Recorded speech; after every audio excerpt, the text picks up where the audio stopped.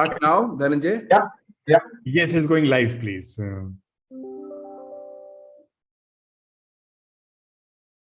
Good morning, good evening, and some late evenings also. Always a pleasure to join all of you. My job is relatively simple, but wonderful. It's to introduce Padmasree, Nirmal, and Nathan. There are some people in life who stay with you lifelong. I met Padmasree almost probably 20 years back when she was the CTO in Motorola. And I still remember the flight I took with her and the conversation she had in Hyderabad and visit to ISB and Bangalore. Very powerful. Such a pleasure and honor to have with us. She was the CTO for Cisco, then CEO for, if I get it right, the Neo, and then now she's the founder for Fable. She's also on the board of Microsoft and Spotify. It's such a pleasure and an honor to have you with us, Padmasree. Thank you very much for taking time. I heard we were lucky in the NHRD International Singapore chapter to interact, and we learned so much from the conversation we had. We're also lucky to have Nirmal with us. Nirmal is the CTO for Fable, and he was earlier the VP Engineering for Netflix. If I can say, one of those IIT alumni who has done extremely well, like so many IIT people. Great to have. We'll have two parts of the conversation. First, Nathan will have a fireside chat with Padmasree. I'm sure there'll be pearls of wisdom we'll all learn with. And the second part of the conversation will be with Nirmal. He'll talk about Fable and talk about how wonderfully it can add value to all of us. With that, can I hand it over to you, Nathan? Yes, indeed. Thank you so much, and welcome to the call, all of you. Thank you for accepting our invite to a fireside chat with Padmasree. To members of the audience, a big shout out to each one of you. I encourage you to be ready with questions that you can pose to one of the top women in technology in the world. I wish to begin by saying that 90% of people dream when they are on a call listening to some fireside chat or something which is going on. The good news is the balance alert 10% are on the Zoom call today. So thank you so much. The topic to hand is future of work. And we have in Padmasree someone who not only lives this subject, has researched it, written a white paper, and I'm the moderator for your session, and you can easily make out a moderator in a crowd. He has no clue about the subject, pretends he does. He has a sense of importance, sits in front of experts like Padmasree. But a moderator is also someone who says nothing briefly. So with that, what I'm going to do is I'm going to dive straight into questions, because that's the easiest way that you can get the best out of our speaker for today. So my first question to you, Padmasree, is the future of work. Any trends that you see jump out at you, something that can fundamentally change the way that we think and work? Yeah, thank you. Thank you, Nathan and Raghu. Both of you are very kind and generous in your introductions. It's my pleasure to speak to all of you. So I've thought a lot. I mean, as you know, I spent many years of my career at Cisco working on creating solutions for people at work, right? You know, it's sort of like I was running Cisco's enterprise business, and now at Microsoft on the board. Think a lot about how work is being done and how it's changing. I think we all know, right? In the last, I would say 5 years, many things about business have changed globally, and some of these changes are permanent, and some things are still in flux. I think what we saw at the beginning of 2022 is very different now at the end of 2022. So maybe what I will do is spend a few minutes talking about a few trends that I think are here permanently, that have changed forever. And few things, I would say, things we are still waiting to see how things settle down, right? And if you think about the global nature of business itself, it's changed dramatically in many ways. I would say in the last, even before COVID, I mean, we tend to attribute a lot of things to the impact of COVID, but even before COVID, things were changing already. And those things, I think some of those will be here to change. And one of those is this nature of flexible work or hybrid work, people wanting more flexibility in how they work when they work. That trend was actually already occurring before COVID. And we all know, all of us have led distributed teams, meaning teams that are not all physically in one place. They may be in offices, but these offices are distributed because we are running global companies or teams across different countries. I think what has happened is that teams that are distributed but still physically present in offices now have started to think about, why do I need to be in a place? I can just work from any place. So I think the one trend that is here to stay, and actually I used to talk about this even at Cisco, work is not a place we go to, but work is what we do. It doesn't matter. It used to be when I was growing up, office was a place and we thought about work as a place, and it's not that anymore, right? It's what we do, not where we do it. So I think that has really by and large changed, and I think it's changed not just because people want to work from home and be in their pajamas. I think we were all making jokes about this during COVID. But it is because technology is allowing us to have these solutions where we can remotely connect now and share things. We can do demos remotely. We can do whiteboarding remotely. Technology and digital transformation is assisted us. So that's permanently changed. The other thing I would say profoundly changed, and this perhaps is a new trend, we need to start talking about and thinking about more than diversity, equity, and inclusion. It's sort of like DEI has taken on a new meaning. And I think this has probably been accelerated more during COVID and during the last few years, I would say, to emphasizing more this concept of belonging. How do you help people belong? And what is the difference? What is the difference between DEI and belonging? This is how I think about it. Diversity means you're hiring people that are different from each other, and not everybody is homogeneous and people are very different. Inclusion means you're including everyone and you're treating everyone to have a seat at the table. Equity means everyone is fairly paid, everyone has the same level of opportunity, etc. What does belonging mean? Belonging goes one step further, and belonging allows people to be who they really are, be your authentic self, be your full self. And some of these things that we've learned about each other during COVID are not going to go back, right? Like we've seen children show up on Zoom calls, our pets show up, and our parents show up sometime. You can't put that genie back in the box and suddenly pretend you don't know your team members have family members that they're caring for and loved ones they're caring for. So we have to accept that. And I think we have to allow people to belong even if they're coming back to work. So I think that's a new trend, and I think that's here to stay. People expect that now.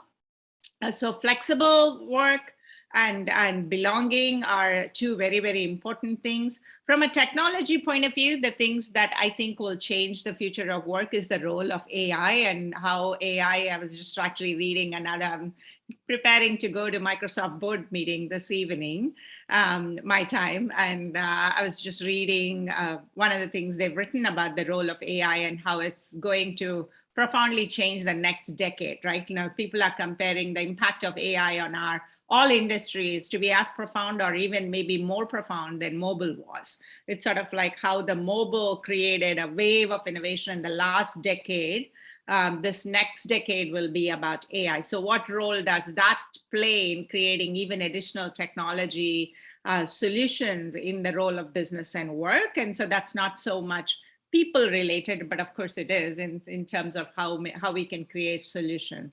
I would say those are the three big things, two that are more culture, talent, and one that is more technology related. That will shape the future of work. And of course, in my white paper, I talk about some of the other trends, and I'll update that, and I'm happy to share that with your whole community. Excellent, excellent. Thank you so much, Padmasree. In all of this, does empathy have a place in the future of work? Yeah, I mean, great question. And I think first we have to define what empathy is. Empathy is different from sympathy.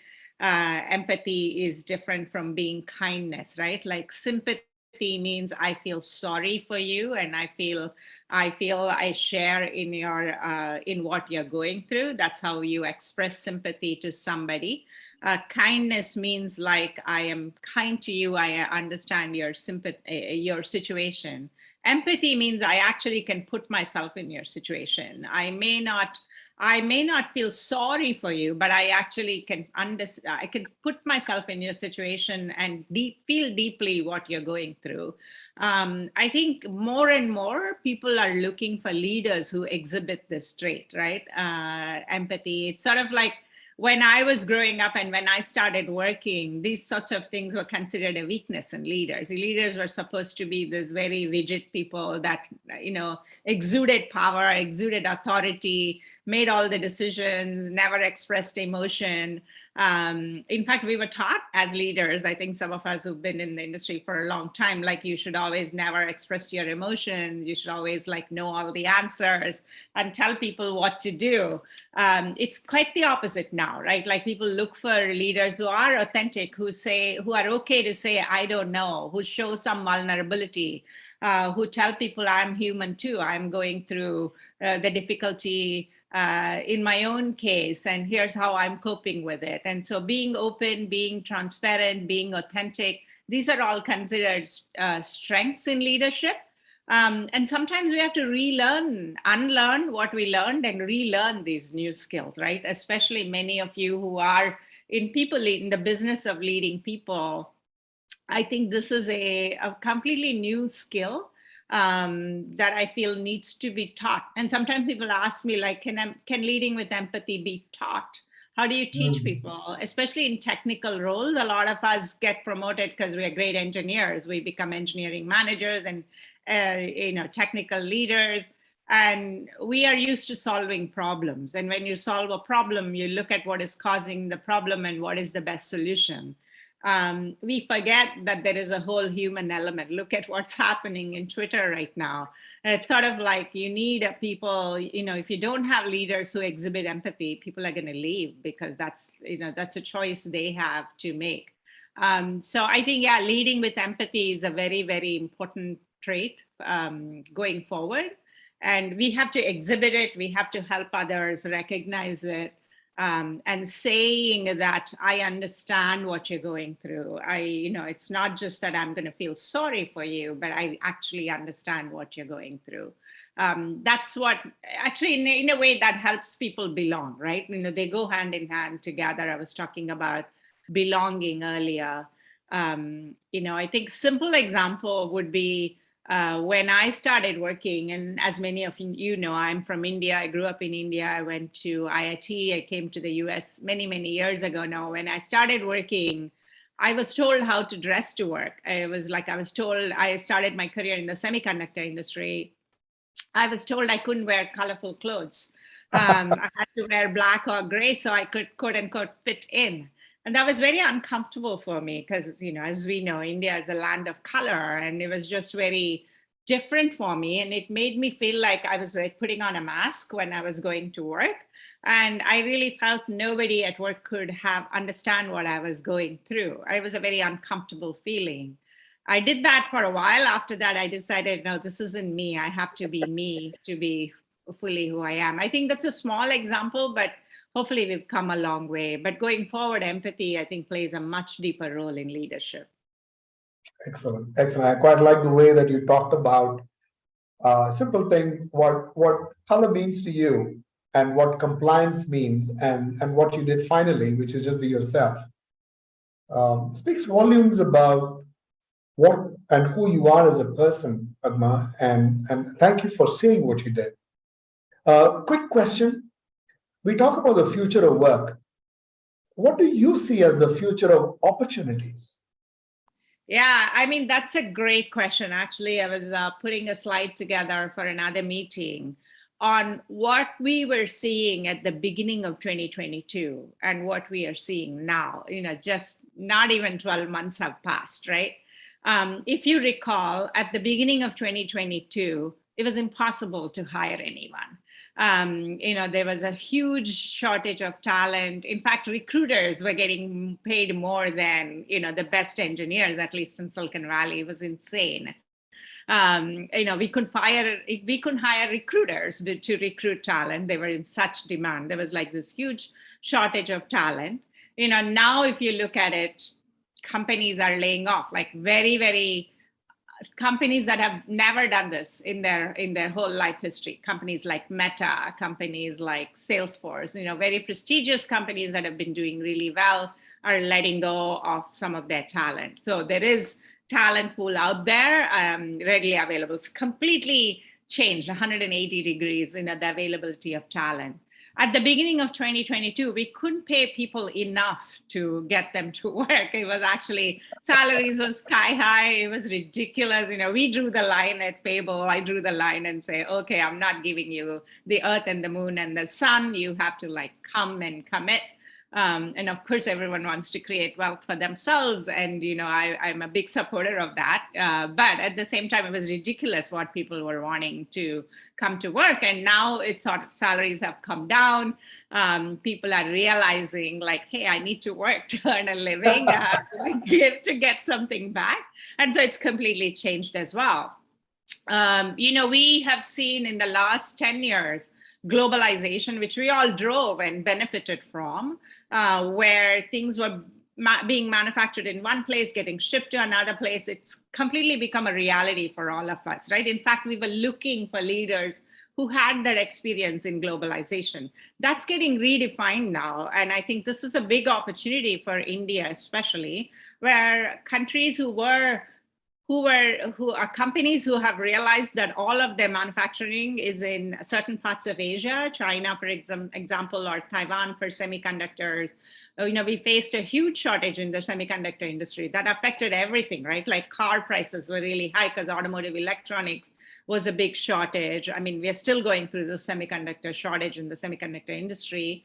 Apple just announced they're going to shift much of their manufacturing from China perhaps to India. And I think this creates for India to position itself as the next hub to attract, innovation and innovative companies to be the globalization, which really meant all manufacturing was in one part of Asia, is now shifting and spreading. I think this all provides a big opportunity for us. So there is now talent that's available. Compensations are much more realistic. Manufacturing, it is getting distributed. Companies are consciously making decisions on, I cannot have all my eggs in one basket. I need to look for other countries that have opportunities. And in Europe, remember, there was a big push for a cloud, and all of the servers had to be localized. And then they realized now there's a threat of war. It's actually better to not have all our servers in one part of the world. And so it's sort of like changing even regulation on where data resides. And so this actually is another big opportunity for India. I think in the space of cloud, I talked about AI. I think this is, I would say, there are people, if you think about what are the three big things that will define the next decade or 15 years from a technology point of view, it's Web 3.0, and you can argue what is Web 3.0. I think if you ask 10 people in Silicon Valley, you'll get 10 different definitions. But my simple way of I have a very simple brain. My simple way of just thinking about it is it's distributed computing where there is no single control of resources, right? So that could be realized through blockchain. It could be realized through something like NFT. These are all how you would implement this distributed compute. So Web 3.0 is a big trend. Metaverse, which is a combination of hardware, software, AR, VR, those sorts of things. Microsoft's working on things like HoloLens. Of course, Meta is working on it, but even gaming companies are working on it. I think that's a big trend, and AI is a big trend. And in AI, and Nirmal is the expert here with data, machine learning, and AI. There is a lot, and I think it's not one thing in how we develop it, how we utilize it. if you think about those three things, I think the biggest thing that I feel is real and it's here and it's happening and it's having its moment and it'll define the next decade is machine learning, data, and the AI. The other two I feel are still nebulous and will still take time to become more mainstream. That's a huge opportunity, right? Like what role could a country like India, because it's just beginning, and how can we know companies in China are definitely investing in this and companies in the US are investing in it. So I think this is an opportunity for India. So I think these all present themselves. And by the way, this was even very nascent 2 years ago. So I think or even at the beginning of 2022. So if I look at the beginning of 22 and I look now, I feel these things have like completely 180 degrees shifted. And I think that presents a huge opportunity, supply chain and how supply chains are getting redefined, how we lead talent. I think these are all opportunities. So I think to summarize for me, establishing new modern kind of manufacturing capabilities, specifically in India, talent availability is definitely there. Compensation is much more reasonable and affordable for top talent.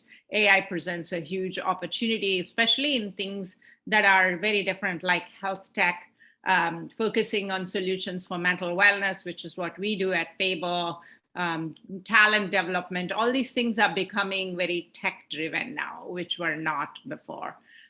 So those are some opportunities that I see. Excellent, excellent. Now I'm just going to rev it up a little bit, and your responses I would request in a couple of words, maximum 3 words. And so I'm going to do my rapid fire question. You warned me about this. By the way, I have no idea what you're going to ask me. So yeah. So this is very easy. What is the advice to your younger self when you were just graduated, and imagine that you were to give an advice to yourself? What's that advice that you'd give to yourself? Yeah, 3 words, right? Confidence and take risks. Excellent, excellent. What do you not get tired of, Padma? I don't get tired of art. I can stare at amazing art all day long. I love to paint. Oh, lovely. We didn't know this side of you. Wonderful. If there is an all expenses paid ticket to some place, what place would that be? Wow, that's a tough one. All expenses paid trip to some place. There's so many beautiful places. I don't know, home, actually. Oh. I think I'm sick of traveling. I've traveled so much during my career. Yeah. Okay. One regret in your life other than having me as your moderator? Not had more children, actually. I think this is an advice I would give younger people who are thinking of starting families. I always thought you could never have a career in a family, a large family. I have 1 son and I wish I had more. Excellent. One last question before we throw it open to the audience. If your life were a movie and you were the lead character, what character in Hollywood or Bollywood would best represent you? Oh, I'll say, what character would I want to be? Wonder Woman. Wonder Woman. I want those bracelets that I can hold up to all evil. Wonderful, wonderful, wonderful. I'm now going to throw this open to our people who are on the call. We have quite a lot of them on the call today. So we will now open this up for questions. One way to do that is you can put that into the chat box. So people who are on the call,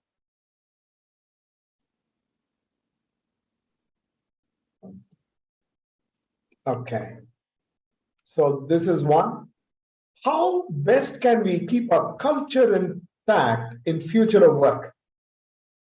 I mean, such a great question. And this is actually half of our presentation from Fable. It's a very difficult topic. How do you keep culture intact when people are in a hybrid mode, right? Like, so I think first we have to define what is culture? And so to me, I think I address this in my white paper. Culture is a combination or an intersection of your values, the purpose of your company, and the behaviors you expect people to bring to work, right?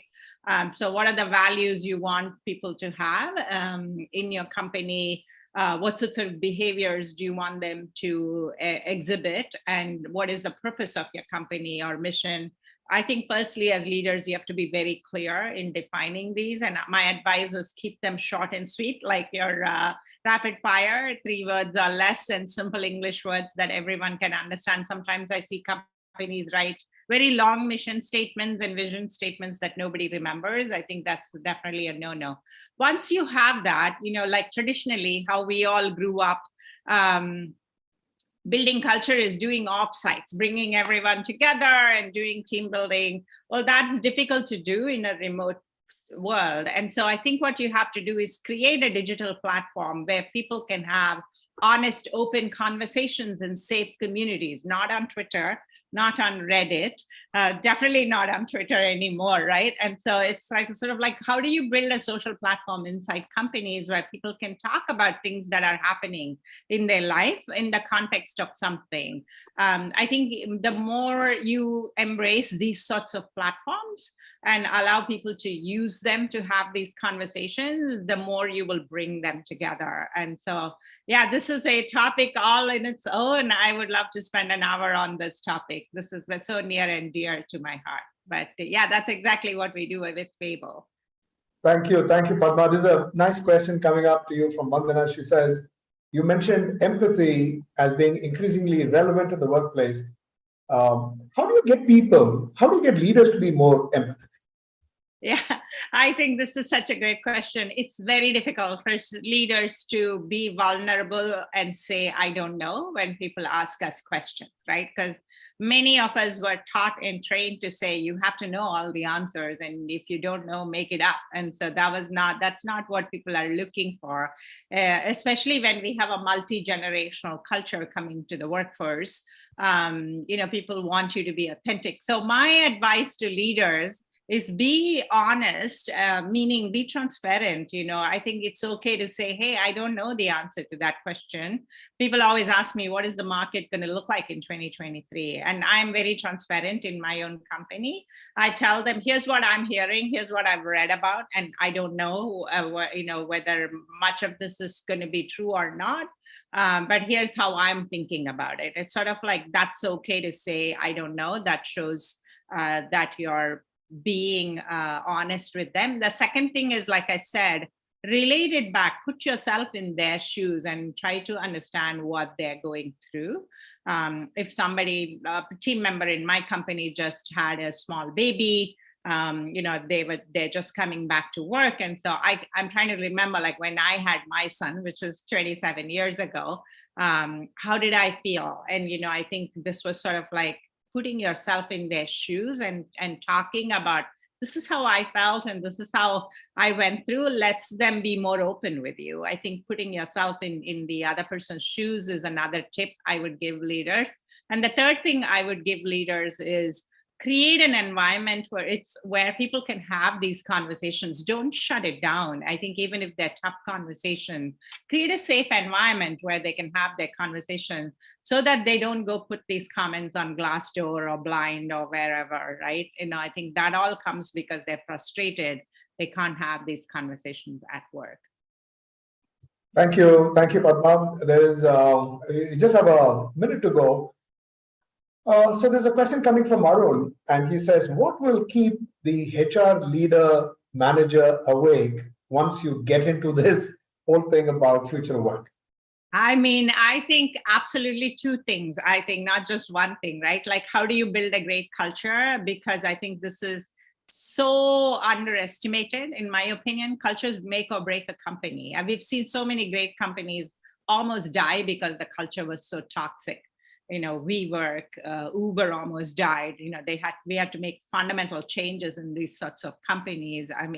More recently, FTX, the crypto company, all these things evaporated from billions of dollars of valuation because the culture was not paid attention to. So that, I think, should keep every HR leader, every leader awake. It keeps me awake at night, and the rest will follow. If you have a great culture, you can motivate people to go tackle very difficult problems. And I think it'll increasingly become difficult when you have hybrid remote teams. The second thing is, I think, upskilling and reskilling talent. We have to teach people new skills, including ourselves. I'm relearning, right? Like, people always ask me, why are you still working? Why don't you just go to Maui and hang out there? That's not my style. I'll probably work till I die, because I just love working. But I think I'm relearning some things in terms of how you lead people, how do you upskill and reskill. There are certain skills that I call universal skills. These are not domain skills. It's not teaching how to program, for example. It's leading with empathy, leading with confidence. How do you lead with candor? These sorts of skills apply no matter what level you're at, what job you're in, which company you're in, which country you're working. So identifying those universal skills and investing in talent to coach them, I think that's another thing that absolutely should keep leaders awake at night, because so much is happening, right? Quiet quitting, moonlighting, all these things are new words for some problems that even existed before. We always had employees that were not engaged. It's sort of like we're now calling it quiet quitting. People just show up and don't work. Remember in our time, we used to call ROJ, retired on the job. It's sort of like those things are, Gen Z has new words for them, but it's the same old problem, but it's becoming more prevalent. I think these things absolutely should keep all of us awake at night. Awake, yes. I see a lot of people have asked a number of questions. If we go through all of them, we possibly need a couple of hours just listening to Padmasree. We can listen to you for hours, Padmasree. Thank you so much for being with us. For all those who are on the call asking those wonderful questions, we will find some way to get these across to Padmasree. And hopefully, maybe the better thing perhaps is to bring you back, Padmasree, and maybe have some more time with you, time permitting, on your calendar. With this, I'm now going to pass this baton back to Raghu, and we will have then Nirmal. Padmasree, thank you so much. Everybody on the call today, thank you so much. You're just a lovely audience. Thank you. Thank you, Nathan. Thanks, everyone. Thank you. The call is very much there still. We'd love to hear from Nirmal. I told, Nirmal brings a lot of tech depth, technology depth, and more than anything, I think it's going to share the fascinating story of Fable and what Fable brings to all of us. Yeah, on to you, Nirmal. All right, thank you, Raghu. Let me try to share. Oh, I need permission to share, I think, my screen. Oh, Dhananjay, can you give permission to share? Sure, Raghu. Avinash, just help, please.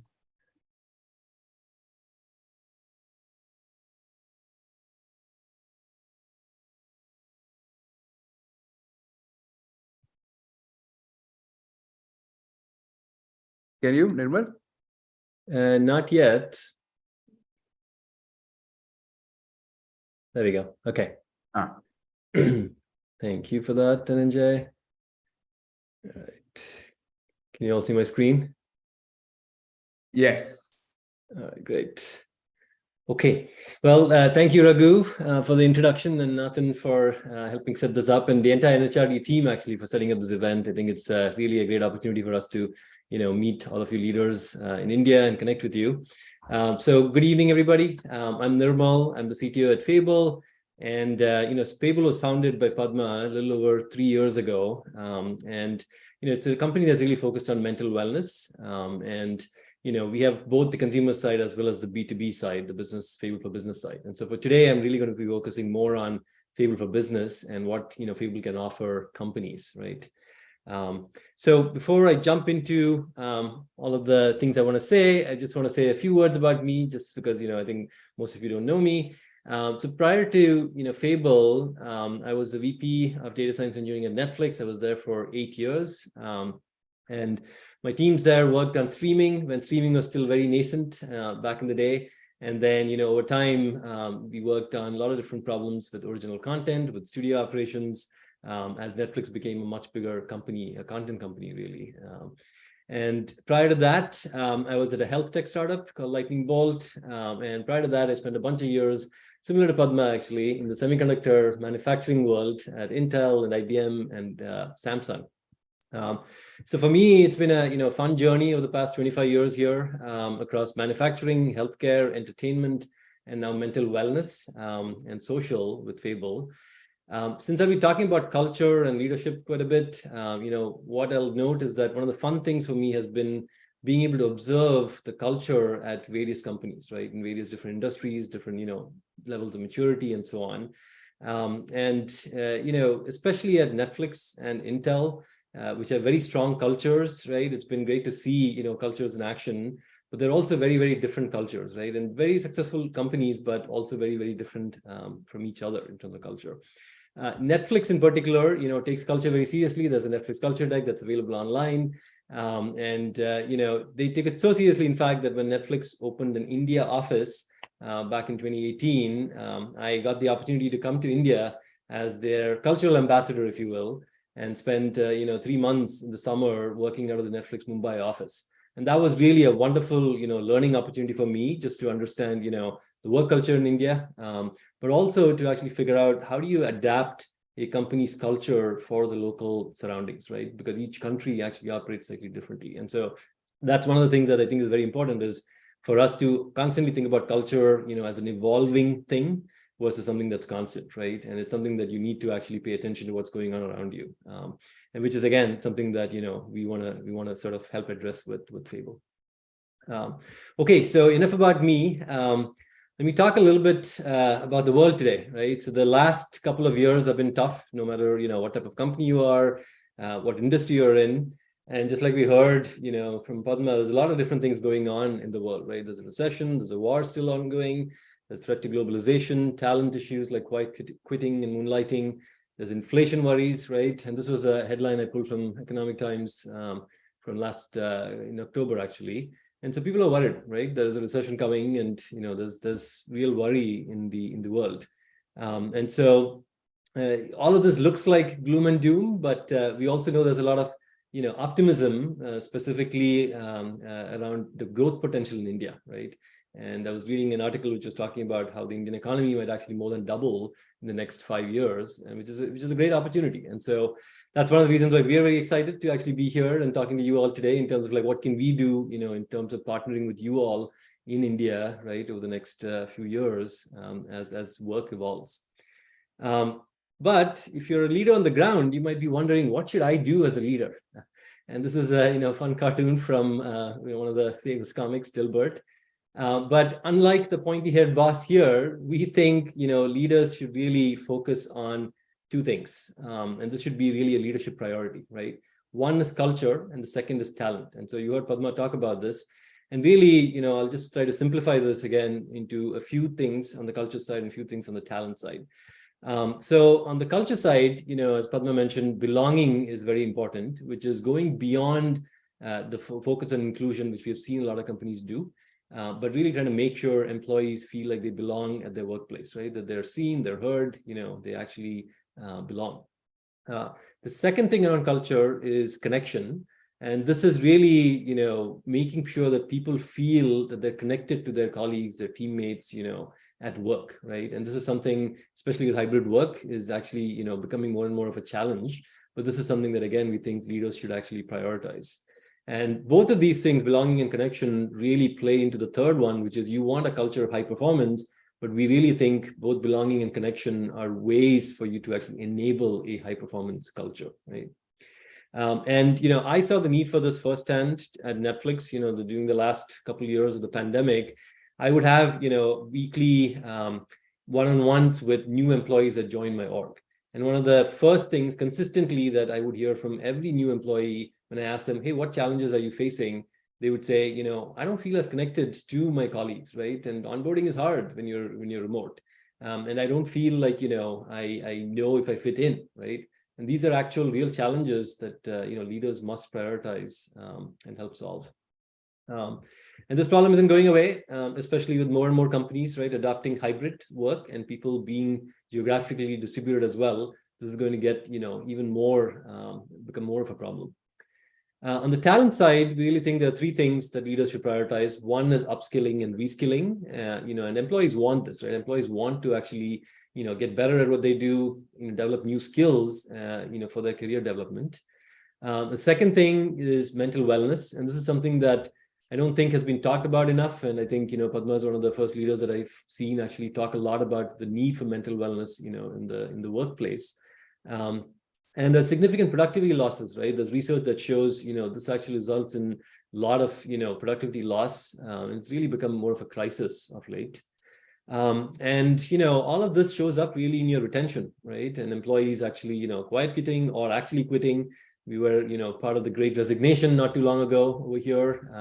And so we really need to, as leaders, prioritize, the talent side around upskilling, reskilling, mental wellness, and retention. And again, the last couple of years at Netflix, I saw this in action as well. And we saw some of our top performers, right, were struggling with burnout and mental wellness. And we know it's still an unsolved problem, right? I think there's still not great solutions out there in terms of like, how do you actually deal with these kind of challenges? Okay, so let's maybe talk a little bit about what we can do, which brings me to Fable for Business. At Fable, we're really trying to put the omnipresent mobile screen in service of mental wellness and make it a tool for digital nutrition, as we like to call it, as versus, mobile, which, you can kill hours, right, with doom scrolling. So we really want to use the mobile for a very positive, experience. And for businesses, we're really helping, companies transform their teams into communities, right, inside of the company itself. And we think that's really a key, that Fable can help unlock. So Fable has an app that is available on both the app stores, so Apple as well as Google. And we have, as I mentioned, a consumer offering as well as a B2B offering. And the B2B offering is really focused around, those two problems that I mentioned, which are culture and talent. So let's dive in. So on the culture side, what Fable does is we help you create safe communities within a company via our book clubs. And so these book clubs are private and secure, communities where you can actually have fun non-work interactions, right, in the context of a book. And you can develop deep connections with your coworkers, with your colleagues, right, which is not necessarily work-related, but it can actually lead to a lot of well-being and mental wellness. So that's one of the things that we do on the culture side. And I thought this quote from Raja, so Raja Mannar, he's the CMO at MasterCard, and he runs a very large marketing organization there, and they're one of Fable's clients. And I thought this quote actually captures it really well, which is we need to actually also focus on connecting with people within our organizations, not just our external clients and vendors and so on, right? And this is evolving. I think this is evolving is one of the things that they have learned. One of the things that Fable has been able to offer Raja is the ability to really connect with a much broader set of employees in his org, that he would otherwise not get to actually interact with, right? And so he runs book clubs, via Fable, and he discusses lots of very interesting topics. Some are related to marketing, some are related to leadership, some are related to culture, and they've had a lot of success, with Fable. On the talent front, Fable offers career development with world-class coaches, and I'll show examples of these coaches in a second. And these coaches moderate leadership book clubs where you get to interact with experts, right? Who have literally written the books on these leadership skills that are required for the future. These clubs are also a great way to encourage, guided peer learning. So you're not only learning from these coaches, but you're also learning from other colleagues around you, right? Because there's obviously a lot of knowledge and wisdom that's just around you. So you're learning from your peers. And I'll say, I wish I had access to this when I was at Netflix, but since we didn't have Fable then, I ended up actually creating my own leadership forum for my leadership team, where we would actually discuss books, and we would, get together after we've all read the book, discuss topics in the book. And then it was so successful that we actually ended up expanding it to just leaders across Netflix, right, across the entire company, to actually come and participate in something like this. But it just goes to show that, such a solution is still missing, in the world today. If we had Fable then, my life would have definitely been a lot easier, because it does take a lot of work to actually do this as a leader, right, on top of everything else that you need to do in terms of managing your team and org and so on. Okay, so I mentioned coaches, and so these are a few examples of our career development coaches. the Kim Scott is a good example. She's probably familiar to many of you. She's the author of Radical Candor, the book, and also her latest book is called Just Work. And she's been a CEO coach at very famous companies, Twitter, Dropbox, Qualtrics. She's worked at Google, YouTube, and Apple before. Jerry Colonna is considered a CEO whisperer in Silicon Valley, so he advises a lot of CEOs here. And then we also have some academics like Jennifer Acker. She's a professor at Stanford Business School and also the author of Humor Seriously. And she really talks about how do you actually incorporate humor as part of your leadership, right? Which is again a nice way to actually bring humor in as you lead. So give you an example of what Career Development Club looks like. This is Kim Scott's club. It's called Leading with Radical Candor. So she uses 3 books, one of which is the Radical Candor book. And she really has great discussions with people in the club, right? And so the top right blue bubble is probably a little hard to read, but she's really talking, this is actually an actual comment that she put in her club. But she's talking about an instance where she was working in Moscow and her boss was, in New York. And she's, talking about how quick, frequent check-ins are actually very useful when you have, when you're working remotely from the rest of your team, right? Again, something that's very useful for us to think about in this hybrid world in terms of, what kinds of things you can do to stay in touch with your team.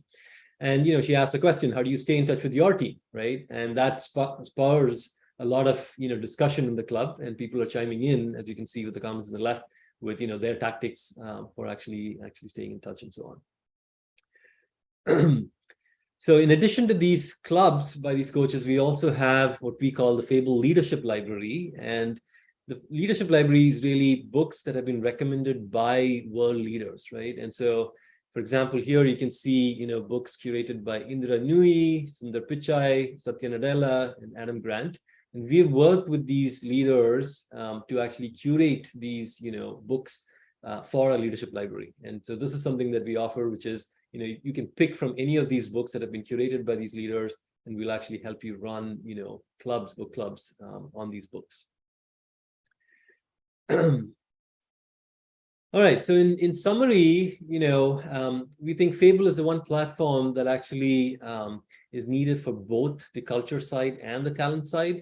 And really, we have 2 offerings. One is what we call Fable Business Essential, which is really focused on culture and helping you create private communities inside your company.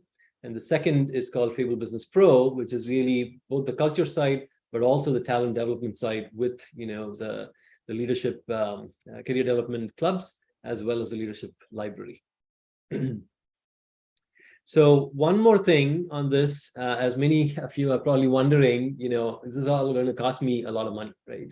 And the one thing that I'll say over here is Fable helps you reduce your career coaching cost per employee by over 95%. And part of the reason we're able to do this because some of these coaches, charge thousands of dollars per hour actually to, for their time, but we're actually able to bring them, to more of a democratic platform, in a group setting and really bring the cost down pretty significantly, right? And so that's another thing to actually keep in mind. So I'll conclude with a nice quote from Indra, which is, she's emphasizing the importance of reading, emphasizing the importance of books, especially for leaders. And truly, this is a way that we can all grow, right? Both personally and professionally. Books really help you sort of, achieve that growth. And we think this is something that you can really bring into your companies and help every employee really grow. So with that, thank you for the time, and I will hand it back to Raghu. If there's any inquiries, it's a very simple email address, work@fable.co. Feel free to reach out. We'll be happy to chat offline if you have any questions. But I'll hand it back to you, Raghu. Thank you, Nirmal. We have Agni who works in Accenture to help us with the Q&A for you, Nirmal. Sure. And he's also got some Q&As up his sleeve, and then he will close the call. To you, Agni.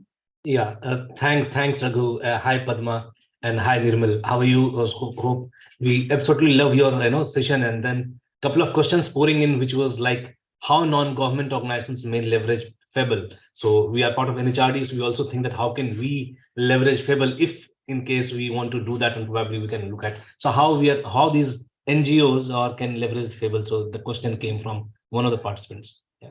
Yeah, it's a great question. I mean, really Fable as a product we think is applicable to any organization, right? And so it could be for companies. We also work with universities, and I believe NGOs also could actually benefit from Fable. So really, we just help any organization actually create that private and secure community within that organization, right? And we have SOC 2 compliant and so on and so forth, and so it actually is very secure. And so, yeah, NGOs can also totally leverage Fable just in the same way that companies would. Yeah. Okay. And another question came, which is how it is different from Amazon ebook or Audible.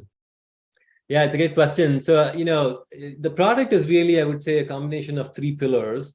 One is the reading pillar, like similar to Amazon Kindle, where you can actually, read a book on Fable, or, like Audible, you can listen to books. We don't yet have the audiobooks yet, but you can definitely read on Fable. The second part is really, what we call discussions, right? Which is you're able to actually highlight, for example, a particular sentence or a particular passage, and then you can, express your thoughts. You can actually leave a comment on it. And then somebody who's, in the same club with you can actually see what you're saying about that particular sentence and then reply to it. So then you can have a, nice conversation about a particular passage, a particular sentence in the book. And that's called we call that social reading, which is you're reading, but you're also interacting, with others socially in the context of that book. And that's the thing that Amazon, with the Kindle doesn't really allow you to do, right? You can read, but you really cannot discuss that very easily with others. And so that's one way, that we're different. The other thing that we do is what we call the organization pillar, which is we like to bring all of your reading into one place, right? And so you could be reading business books, you could be reading fiction books. We want to really bring it all together in one place on Fable, help you, unlock that social discussion aspect with anything that you're reading. So that's the other part that we're doing. And Padma talked about AI. That's something that we're very focused on, which is, we want to make sure that we can surface the right book for you, the right insight for you, the right discussion for you, based on what you are interested in, right? So if you're into leadership books, we'll actually try to, surface those things to you. If you're into, cooking, those would be things that we'd actually try to, bring up for you. So again, we're trying to use AI as part of this as well to make sure you get content that you really like. Yeah. Thanks, Renubal. Can we just question for myself, probably my curiosity also. So at this point of time, can we use Fable in the India? Yeah, the app is actually available in India. It's available for download. So, I highly recommend going and downloading it from the app stores after the call. But yeah, you can totally use it in India. We don't yet allow, you to buy books, but that's something that we're working on. And so, you can totally download it. There's a bunch of free books as well on Fable. You can go into, actually set up clubs. We do limit the size of clubs, for making sure that if you're B2B, then we actually try to work with you and set up, larger clubs for your companies. But yeah, you can totally download the app in India and try it out. Yeah, I think a couple of things. Yeah, it's absolutely available actually all over the world, not just India. We are available internationally. I think the big difference between Audible and Kindle and Fable is we are first and foremost a collaboration platform. So think of us as sort of like a Slack or Microsoft Teams meet Kindle, right? It's sort of really designed for people to have these tight communities where you're discussing tough topics in the context of what you're reading. What you're reading could be a white paper, it could be a book. You can also listen to a podcast and discuss that. So we have podcast clubs as well. So you can listen to an Adam Grant podcast on leadership and discuss what you've learned. And so it combines this concept of learning as well as reading, and the beauty is instead of paying 3 times, typically you'll have a mental wellness solution, you'll have an L&D platform, you'll have an upskill and reskill platform. We combine all of that into one, and you pay once, and that's another way we reduce costs. The clubs can be private or public. You can download the app and you can just start a club with 5 or 6 of your team members, and that's free. You can do that tomorrow. But if you want to have more than 50 people in your team inside a company, we then move you up to a B2B tier or a university or a company, and we will set up a very private community. You won't see them when you download the app. For example, MasterCard is a big customer, but you won't see a MasterCard club on our app because it's a private club. So for businesses, we set it up as a very private community to protect people's privacies. And also you can have confidential discussions and no one else will be able to see it other than people inside. Yeah, because security was one of the issues that we can always think of, that if I'm creating community, how private my conversation is. Yeah. So I just heard that MasterCard is using this. Did you Yes. also do what is the impact, right? Because if I look at the impact, what is the impact being created, right? What is the value, right? Because if I'm saying that what is the value has been created, so any thoughts on, or probably any update on that? Yeah, we have lots of data from large clubs inside universities. We confidentially, we also, Vanderbilt University was a big customer of ours, and they had almost 5,000-6,000 students reading on the platform.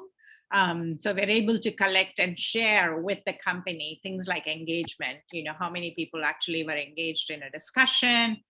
We could show them when they didn't have Fable, their engagement was very low. They would send physical books to people. They had no idea whether people were really reading these books or not. We can actually show people how many people read the book, where were they having conversations, what sorts of conversations are happening. And we were able to demonstrate through engagement that the culture is getting stronger because people can have these tougher discussions. So we have data, we have case studies, and if anyone's interested, we would do an NDA and share that data with you. All right. And then I received one question, bit not eligible, but I try to see what is difference between individual coaching versus team coaching. I think so, yeah.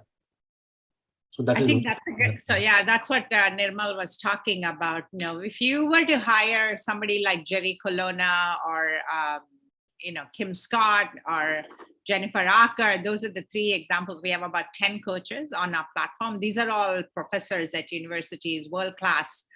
They've all written books about topics. They would typically charge over $1,000 for 30 minutes to come into your company and do a talk. What our agreement with them is, because we are doing it through a digital platform, we take all of their concepts and share it.